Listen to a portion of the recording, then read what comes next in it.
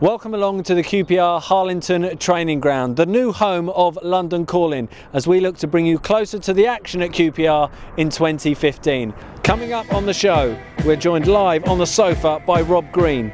The QPR keeper talks to us about the disappointment of that defeat at Burnley.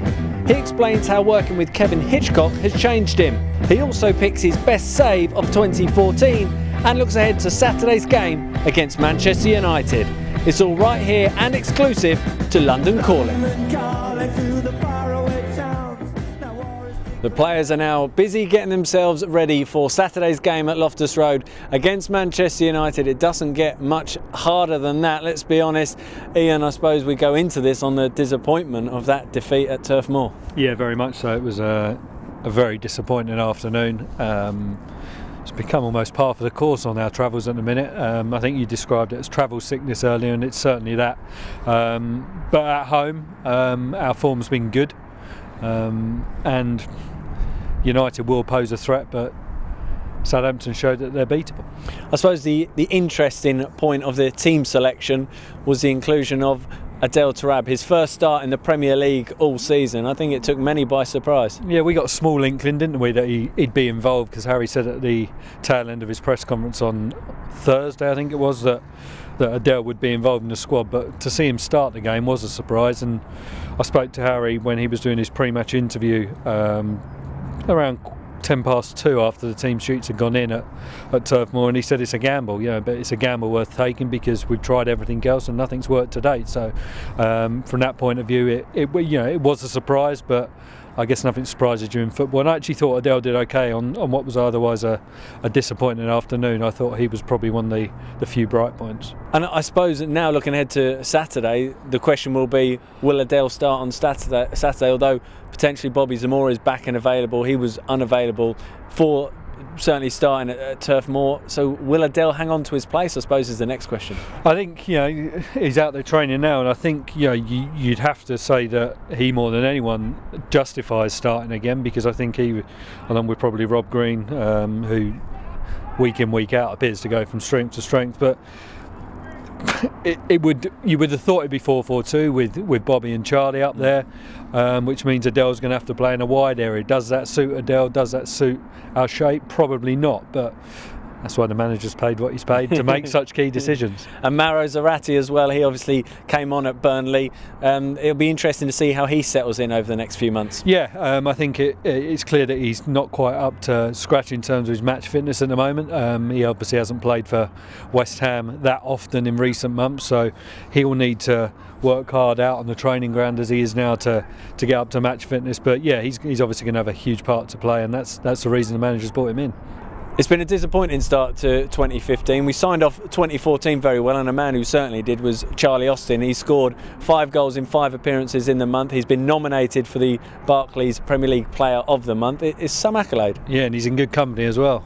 If you look at the shortlist with a couple of Chelsea players, we won't mention their names, but Sergio Aguero, Santi Cazorla and Harry Kane as well, who's been banging in the goals. So yeah, he's in good company, and deservedly so. I mean, the hat-trick against West Brom was incredible. But he scored key goals, and it's incredible the start to life he's made as a Premier League player. And I say this to you and to him all the time, he must have to pinch himself, because it must seem like a dream given where he was 5.5, 6 years ago. Yeah, he has done very well. He's been scoring them at one end. Rob Green's been a very busy goalkeeper at the other end. While we have got a poor defensive record, he personally can certainly hold his head high. He's done all he can. Yeah, he's been tremendous all season long. You look back at the game against Swansea away, where although we lost the game 2-0, he was absolutely outstanding. Could have been a cricket score almost that day if he hadn't have kept goal as well as he did. And he's been excellent, and long may that continue, because he's going to be busy between now and the end of the season. But hopefully the back four or the back five, whatever it is in front of him, can be a little bit more solid, and we can certainly build on what we've already started to develop at home, and hopefully certainly improve our away form. Absolutely. Okay, let's have a look at some of Rob Green's save over the course of 2014, and then we'll get inside into the warm and catch up with the man himself. It's an outstanding stop there. He gets down low to his left-hand side, reads it well. Look at him. He's off early. Good save from the keeper. Sigurdsson hits it. Oh, was it kept out? Stunning save from Green. He clawed it out from almost on the goal line. Fletcher. It's a wonderful save by Green. Long ball forward. Green is out to make the block. And Robert Green had to be smart there. Here's Bonnie. Brilliantly away from Corker, and he's got it through to Routledge. Good save by Green, who was so quickly off his line. Rob, some excellent saves there. Thanks very much for joining us on London Calling. Do you enjoy watching those back? Only in the games we've won. So there was a couple in there, not enough. But yeah, it's like you make saves from the Sunderland game, and it's like, oh yeah, I did play my part in the win, which is nice. You don't take too much satisfaction if you've pulled off a great save, but we've gone on to lose the game. Not as much. It's you know, the overriding feeling sometimes is one of sort of, you're in a game to win it, or at least get something from it, and sometimes it's a feeling of not being able to have done enough to help the team. We were in the game to try and win it on Saturday at Burnley, and we came away with nothing, and it seems that result has had quite a big impact, certainly from the fans' perspective, because I think a lot of supporters saw that game as perhaps the first game on the road where there's a real opportunity there to pick up at least a point. The first time we played a team outside the top 10 away from home. Yeah, it was one where we played a team in and around us. We played a lot of teams that we played every team now, and most of the games that people around us down the bottom have been at home, and that was, yeah, as you say, a real opportunity, and it was pretty disappointing to come away from it for nothing, and it's still, you know, a difficult result to take, and one that was, you know, ultimately it's avoidable in many respects. How frustrating is it for you as an experienced player? Everyone's trying to put their finger on why we're having this travel sickness, if you like. It must be very frustrating for you. Yeah. Trying to work it out what the reason is. Sometimes you can think about it too much. Sometimes there's some analysis and some statistics that you can't argue with. But I mean, on a personal level, I mean, whether I play home or away, it has no effect on me. I mean, it's not. Sometimes you prefer playing away from home, just in some regards. But it's just, as a keeper, you go into each game and it's trying to break it down to basic elements. And the first basic element is keep the ball out of the goal. And you do that as much as you can in a game. And it's that element of football, it doesn't change. Whether you go into that with the team, in the team ethos, sometimes it becomes more complicated, but then at the same time it's still a simple game, and we're not going into it saying, well, we're away from home, let's change everything or change the mentality or change it. It's just not. It's not happened, and that's been a you know, as you say, frustrating and disappointing part of this season. Ian, you were at the game. Without meaning to put you on the spot with Rob sat next to you, was it a fair result, Burnley winning? Yeah, I think it was. I think they started on the front foot. I'm sure Rob would agree that they got out the traps quicker than we did and took the lead through a good individual goal. But I guess from a defensive point of view, maybe we had opportunities to clear the ball. I think Rob would probably admit he had no chance with the finish. It was a really good strike from their player. But when we got back into the game at 1-0, we had 4 or 5 minutes thereafter that we did look the side that might go on and maybe take the lead going into half time, but obviously they got that goal, which I think Harry described it as horrendous defending, and I think Clint Hill has since said that it's, you know, 1 or 2, you know, fine lines that do make the difference. But yeah, I think you can't really argue with the final 2-1 scoreline. Would you agree with that, Rob? It's, well, not. You look at the number of saves Tom Eaton's had to make, and you say Eduardo's had a good shot, a good volley in the first half, which was one of, you know, just dropped to him and he's hit it, and then, I mean, not until the last minute, Stephen Colker's had a header, and for all the huffing and puffing that we did, the chances we created were at a premium, and we actually looked more susceptible to being hit on the break in the second half than maybe we did breaking them down, and that's the difficulty of the Premier League, and that's the difficulty that teams are so organised and so quick on the break that you're playing against the likes of George Boyd, Danny Ings, and people like that, that they can come at you so quickly, and that's, against no disrespect, the team of Burnley. So once you go a goal down, to come back into the game is difficult enough, but then to come back twice is literally twice as hard. But it makes it, you know, a really tough ask in terms of, you know, getting something from a game. And as you say, it proved to be one step too far. Because I thought when we, like you said, when we did go a goal down, we came back into it well, and it hasn't been looked at since, probably because of the result, but it was a good move that led to us getting the penalty, some nice interchange between, I think it was Adel Vinicius and Vargas and Isla that created the space for Charlie to obviously be fouled, and then he picked himself up and tucked away the penalty expertly. But yeah, like you say, Paul, there was that second half, it was really, you know, you were looking for QPR to come out the traps, you were looking for us to really take the game to them in a game that, you know, everyone said before, we need to pick something up in this game, we don't want to get beat. But if anything, it was, like Rob said, he was probably the busier of the two goalkeepers throughout the game. And I suppose the X factor, a little bit surprising, perhaps Adel Tarabi in the starting lineup, but it probably shows that Harry Redknapp's keenness to get something on the road. He didn't want to go with one up top. Bobby Zamora was unavailable. Zarati's building up his fitness. He prefers Vargas on the right-hand side. So to have two strikers, or two attack-minded players, he obviously needed Adel in that role. And you can understand why he did that, because he's desperate to pick something up on the road. Yeah, I think manager was looking at it saying, well, we've tried it this way, we've tried it that way, let's try something different. That's what he said. He said it was a gamble. He said to the press before the game, he said it's a gamble, we've tried everything else. It's a throw of the dice almost. And your mum and dad were in the away end, as they are for every QPR game. They go home and away.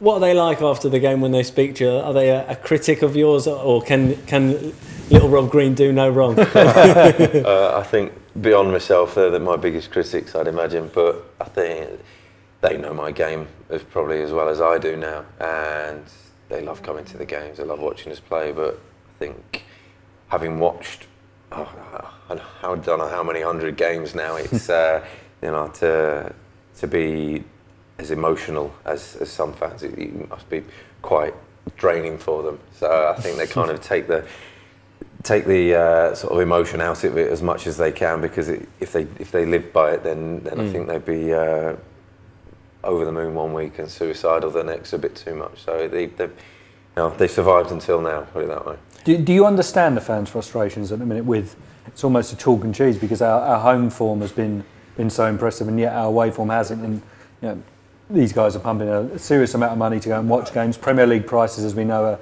steeper than Championship prices. Burnley's a hell of a trek, as we all know. Do you understand and feel their frustrations? And you can look at the home form there compared with the away form. Home form alone, we'd be 8th in the table.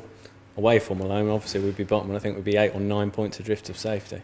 Yeah, obviously, it's not like we don't understand the frustration and the disappointment, and however you want to describe it, because it's not like we don't feel it ourselves. Well. You know, it's not. I think the massive thing from a player's point of view is the misnomer that the players don't care. Is the easiest thing to be thrown at players, is that you don't care. And I think coming back from Burnley, I can't remember hardly anybody speaking. No. You know, we had a 6-hour journey home. It wasn't like anybody else. You know, we do the journey as well. And it's like we sit in silence on the way home, and it's not something that we want to endure. It's not something that we really enjoy doing. It's a really tough place to be, having lost a game, and everybody's doing everything they can. It's just a really difficult and frustrating position to be in, just away from home.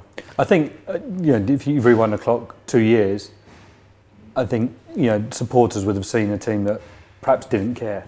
But I don't think that is the accusation this time. I think it's just general frustration, because they've seen us play so well at home against your Cities, against your Liverpools, various other teams as well, and yet we don't seem to take down the road. But I don't think there is an accusation that this squad don't care. I do think they they understand that the squad that Harry Redknapp has assembled genuinely want to be here for all the right reasons. I think it was probably frustration born out of the fact losing to a team that perhaps we felt we could get something from on the road. And but there's no divine right in this No, of league. course not. But and mixed with Leicester winning, West Brom winning, Palace winning, obviously Burnley winning, and now you look at the league table. But that's the interesting fact. You look at it and think, crikey, we're second from bottom, but we're only 3 points off 12. It's Have you ever known a season like tight. this? I think it's so compressed, isn't it? It tends to happen. Like you kind of get your mini leagues, and this isn't so many. It's a 19 league, half a table, half a table almost. And we walked off the pitch, and to compound it, like you were saying, well, if we'd have won, we'd have been 12th or 13th or something like that. And it was, that feeling of frustration is really magnified. And like you say, I think having been in the camp a couple of years ago. If you cared, you were in the minority really, but now you've got a group of lads who genuinely want to do well, and I can remember that. I think it was Russell Martin last season at Norwich getting stick, and he said, "If you're having a go at me for my lack of ability, then fair enough. Have a go, because there's not a lot I can do about that. I'm not picking myself. But if you're having a go at me through not caring, then you're out of order. And I think as long as there's that understanding there that the fans will turn up, and the bare minimum that they require is everything that you can give, then that's fine. And if you can give that, well, if you do give that, then at least there is that sort of fallback. Through lack of ability, lack of luck, lack of something happening on the pitch, then if you want to have a go about that, then supporting a team down the bottom of the Premier League isn't the place for you to be, maybe, and it's that. I think, as I can only reiterate, everybody wants to do well, and it's a really disappointing time. Looking back on 2014, we're only a couple of weeks into the new year. Looking back on 2014, I would imagine it's one that you'll look back on with personal pride. It was a good 12 months for you. Yeah, it was pleasing. I mean, to go and finish the season off like we did last season. I think come sort of February, March, it was started to slide down a bit, and to arrest that and to turn it around for what was in itself a little mini league in the 3-game playoff that we had, to come away from Wembley, and everything happened, and then to sign a new contract with the club, and on a personal level and on a team level, right a lot of wrongs that had happened over the previous 18 months. That was really, really pleasing, because there's not often you get a chance in football for to correct things. Normally it goes wrong and you moved on, and that's it. You don't get a chance to correct things, and thankfully, as a team we got that chance, and on a personal level got that chance as well, and really, really, really pleased about it. And then to come back and start playing in the Premier League is great, and despite the away form, it's been one that to get back playing again, and to get back into the Premier League, and to play regularly in the Premier League, and to show what I can do and what I'm capable of in the Premier League is pleasing. We did a review of 2014. We were picking the goal of 2014, the moment, the match, and we picked the save of 2014 from a QPR perspective.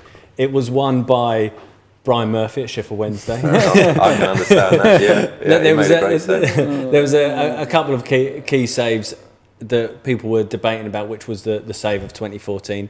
The first one was this save from McLean, and I suppose it's as much the save as the key point of the game as well. That would have put Wigan 2-0 up. What do you remember about it? It was just one of the moments where it sort of instinctively you thought, oh crikey, he's through.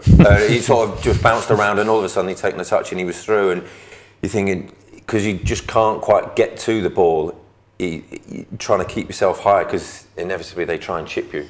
And so it's kind of a bit of a catch-22. Do you go high and they're trying to stop you chip? And he just kind of got enough of my underside of my body to put it wide, and he's obviously hit the post with a rebound, and even better went up for a goal kick. So, but I think, like you say, the moment of the save to go 2-0 down with 25 minutes to go. I think it wasn't long after that we went out the other end and scored.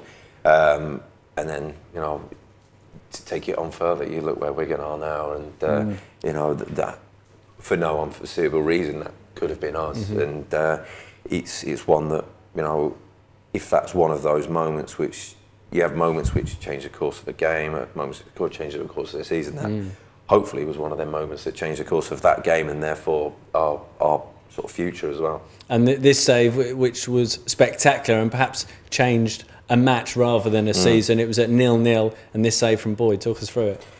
Yeah, it's pleasing in a couple of respects that, you know, I've obviously saved it. Another point was the lad running in front of me there was celebrating as it was going past him, and so to pull off that save was, you know, pleasing on a couple of months. But I think to put a picture behind the save is that a lot of work with Kevin Hitchcock goes into changing techniques, we analyse a lot of techniques of a lot of goalkeepers, a lot of the young lads. We were doing it yesterday with the young lad Rocky and Joe Lumley, that trying to, just on that one save alone, you're trying to change the technique of trying to get the power into the save, because to then get a touch on the ball enough to change it of the directory of the ball is something that takes a lot of work. And unfortunately for us as keepers, as youngsters, we're taught incorrectly, or I feel incorrectly, I should say, and Itchy agrees, and something that we've looked at a lot.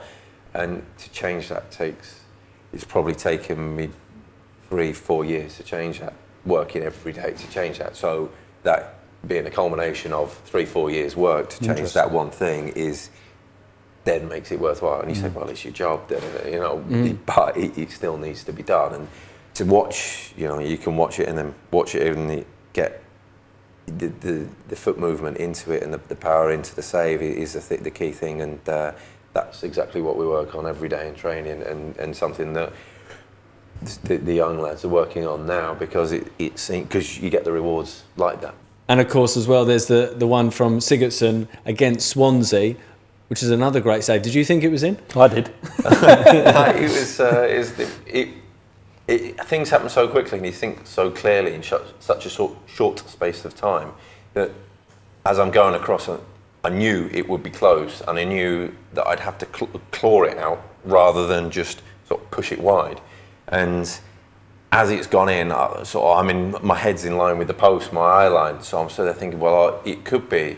And I saw one of their players go to celebrate and already turned to put pressure on the linesman and referee to score. And everybody at the same time realised that he has a watch that tells him whether it was a goal. Modern day technology. And it's sort of this with bated breath, is that, no, it wasn't. So yeah, much like George Boyd save, it was the technique of the foot movement which allowed me to, and people put as well. It used to have the trust in your own ability there, that to have, rather than have 4 or 5 men in the wall, to have 3.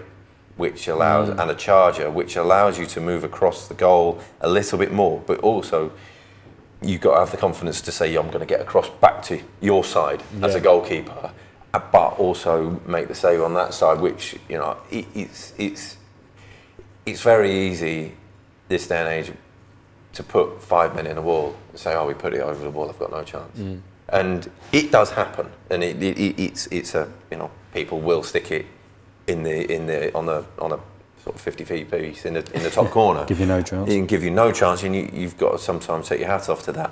But at the same time, you've got to make it as hard as possible, because sometimes these guys are brilliant at what they do. Given that we lost that game then, and you said earlier that you don't remember those saves that were in games that we lost. I don't enjoy them so much. McLean or Boyd then as your favourite one? I would say for the magnitude of the occasion. I'm going to go with George Boyd. Oh, okay. Really? Yeah, just because of the amount of work that went into it, and that it meant as much to sort of other people who've worked with me. Yeah. And it's the reward that they get, because that's the reward that they get, you know. And with not to dumb down the other one, or to dumb it down a bit as well, is that McLean was kind of, he missed it as much as I saved it. And with George Boyd, if you said to George Boyd, can you hit that any better? He said no. No chance. You know, so that makes it that bit more pleasing. Was there ever a reluctance on your part to change your style? I would imagine you're into your 30s. You're like, hang on, I've played for England. My style isn't too bad. Yeah, it's a difficulty, but I saw an advert yesterday for a certain sporting brand.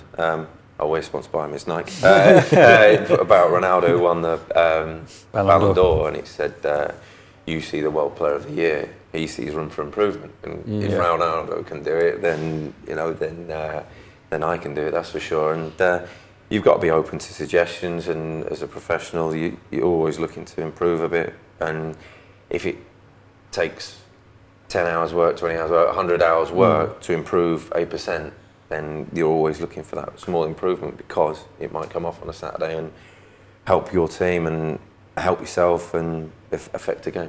Just quickly, you touch on the Ballon d'Or there. Nice to see a goalkeeper in the top 3 with Manuel Neuer. Nicer to see someone win it. Do you think he deserved to win it? Yeah. I mean, Goalkeepers Union, or? Well, you say, well, who in a World Cup year? Yeah, very true. You've got a keeper who was in the World Cup, who was head and shoulders the best goalkeeper in the best team, and became 3rd. It doesn't. To me, it doesn't. I had a look this morning at Ballon d'Or winners. I think Lev Yashin's the only goalkeeper ever to win it. Yeah. That's either 50 odd years of really bad goalkeeping, or which isn't the case, clearly. You know, there's been an emphasis on the best forward winning the award. How good is he there? He's at this moment the best keeper in the world. I think there's been a lot of debate of who's the best goalkeeper in the world from a Premier League angle, and it's kind of that sort of self-obsession of the Premier League that immediately assumes that you must be. If you went to Germany, everyone would laugh at you and say, "Well, of course it's Neuer. He's in the best team, or arguably the best team, Bayern Munich, with the best team in the country in the world, and we've just won the World Cup, and he was fantastic in it." So I don't know why the number 1, 2 and 3 weren't German players, and I don't know why he wasn't top. Have you ever seen a goalkeeper with such good feet as him? Throughout the history of the game, really? I think it's a new breed. I think it's a change. I think of the dying breed, the goalkeepers in myself who grew up with the back pass rule. Yeah, and he finished a lot of players. And you look at people, Victor Valdez, who just signed for Manchester United, and one of his predecessors, Fabian Barthez, are effectively outfield players playing in goal. Yeah. And you can. Pepe Reina's another one where you can say, well, you know, the goalkeeper, they might not be a goalkeeper's goalkeeper, if that makes sense. Yeah. But at the same time, it's like, you look at how many things you do in a game, and I think at the minute I'm distributing the ball more often than not long, sort of 35, 40 times in a game.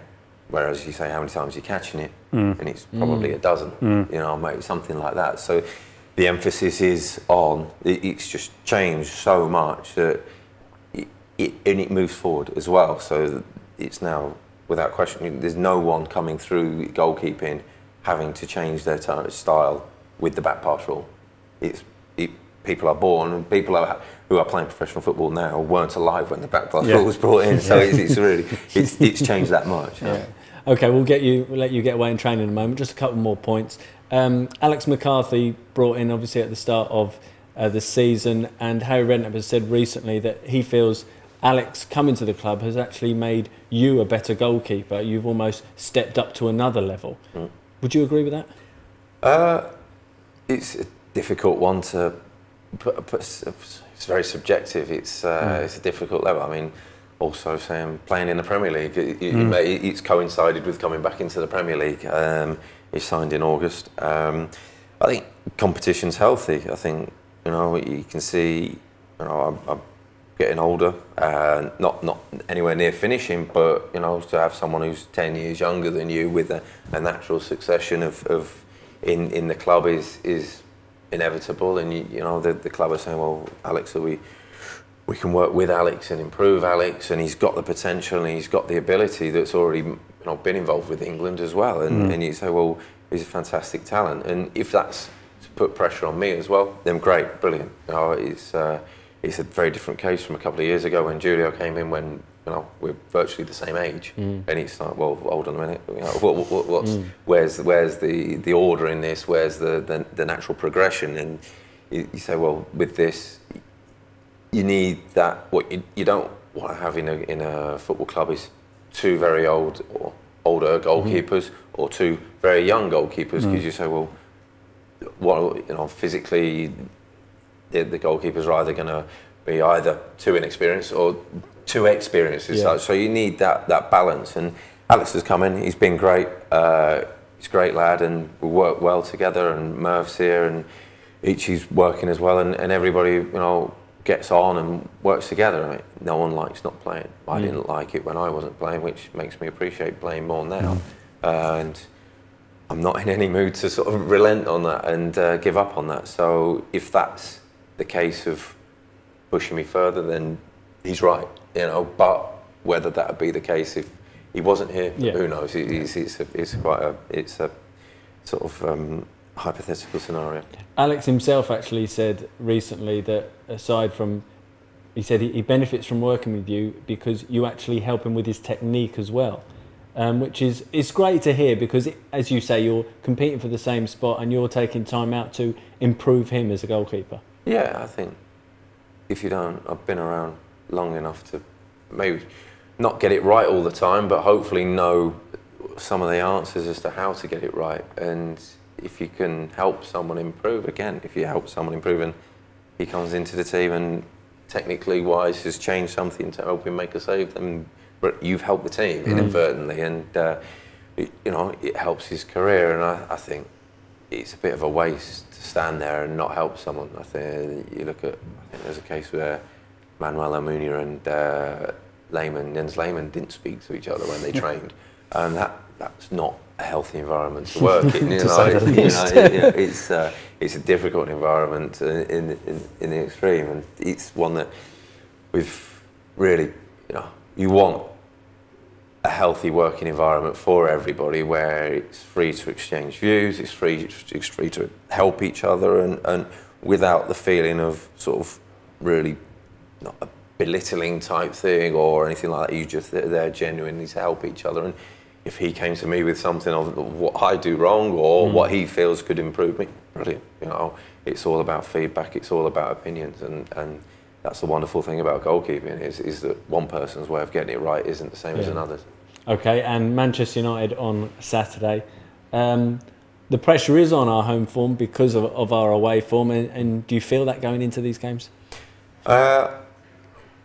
More so probably than if we'd have picked up something from Saturday, you're looking at the game, and inevitably the lack of results away from home leads to a difficult position in the league. And you're looking at Manchester United, and we're 19th in the league. If we'd have picked something up on Saturday, if we'd have won, we'd have been 13th, 12th, and looking at it from a position of 12th or 13th. Yeah. So in a really basic view, yes, it does. And an accumulative effect, you're trying to keep your heads above water with half the amount of games that everyone else has played. And some of them games are going to be against really tough opposition. And so it turns to Manchester United on Saturday against really tough opposition. But it's one that we're looking at going, well, we've had the best coming, you know, and we've had the champions come, and we took something from the game, and why not, you know, the red half of Manchester, well, why not? You know, and so it's going to be a great game, one that everybody's going to be up for, because we don't have a choice. You know, if we're not performing away from home, we've got to do something with our home form, and so far it's proved to be the case, and we need to carry that on. And we took the game to City as well, didn't we? The 2-2 draw. We almost just decided to go toe-to-toe with them, which was an incredible approach, but it got the fans going right from the opening whistle, and it was effective. Yeah, it was a fantastic game. I think Sky covered it, didn't they? And it was a brilliant game for them. It was full of goals, controversy. I think we had 15 goals disallowed before we managed to actually have one allowed or something like that. And it was a great spectacle. And that's you think about it now, and you talk about the away form, and that's you know, I can feel it rising inside me now. Talking about it is that you go against Manchester City at home and go, well, you know, to hell to it. You know, we're really going to, you know, give it to them. And this is the thing, is that a lot of the time when you do that and you don't worry about the consequences and you don't worry about the fear of defeat is put to one side, then the reward is sometimes, you know, is far greater than, you know, getting beat. Whereas if you go out on the pitch fearing defeat, then sometimes that's what you come. It's the whatever they call it, the purple elephant. Don't think of a purple elephant or whatever it is. If you think about being beat, you'll get beat. Yeah. At home, it's been one of them games. Those games where Manchester City at home in particular, just and all of a sudden it puts them on the back foot, and they're thinking, well, we've got these things to deal with before we even think about scoring. Yeah. Which is all of a sudden a great position to be in on the pitch. You spoke about Neuer. Where does De Gea rank? He's in form-wise, he's up there. I mean, he's been well publicised as to improving his demeanour and stature in the goal for Manchester United, and I think I think all of a sudden, I think people at Manchester United talk about having Manchester United players. I mean, we sit with Rio and talk to me, say he's a Manchester United player, or he's not a Manchester United player. And there are certain people that fit the bill, and certain managers and how they carry themselves. And you can see a great example is Peter Schmeichel, who I was just about to say that. Was a great goalkeeper and was a Manchester United goalkeeper in the way that he exuded himself and the element of arrogance about himself that you need is to play for a club like that. And David De Gea is clearly had a rough start and is building himself towards it. And you look at the short-termism in signings, in players who sign for a lot of money, and you know they're young men signing for clubs. They're boys, and they need that time to get accustomed to surroundings and grow with confidence and grow into the position that they need to fill. And he started to do that. And I think if you look at someone who's a finished article in that respect, Manuel Neuer is a fantastic example. Exudes confidence, exudes this arrogance, and feels like he's never going to get beaten and stuff like that. And David De Gea is you know, has had a first half of the season which is showing that. And whether he's doing anything differently, you can ask him and probably say, no, I'm doing exactly the same as what I was doing a couple of years ago. But it's that perception of everybody else that makes that difference. Southampton have shown it's possible to beat them. And like you say, given our home form, I guess everybody will head in confident despite last Saturday's result. Yeah, I think determined, you know, and it's I think despite of our away form, you know, it's quite a. It's going to be a massive challenge for us, and it's going to be on the everybody's going to have to be on the game. And Southampton, yes, did extremely well, had a fantastic performance, but you would say that Manchester United players didn't play as well as they could, and that's what's needed at times to play against some of the bigger teams. Is, you know, they need to have an off day. But as I said, playing against Manchester City, if you put them on the back foot and you ask questions of them, then they're more likely that they'll have an off day than if you say, well, come on, we'll let you play how you want to play, and it's more likely that they have a good day. So it's the age-old question in football: if we can go out and do what we can do, you know, and that's a big if. But we've proved more often than not at home we can, and we'll do our utmost on Saturday to do the same.